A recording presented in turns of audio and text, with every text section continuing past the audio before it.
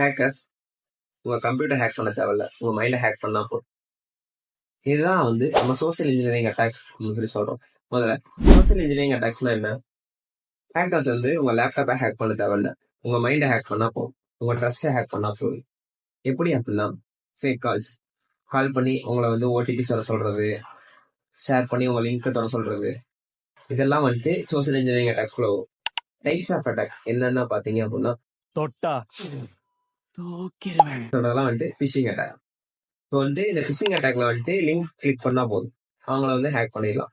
Next phishing attack அப்படின்னா, phone பண்ணி உங்க ஓடிபி சொல்லுங்க, அந்த மாதிரி ஸ்மிஷிங், இந்த மாதிரி etcetera types of social engineering attacks.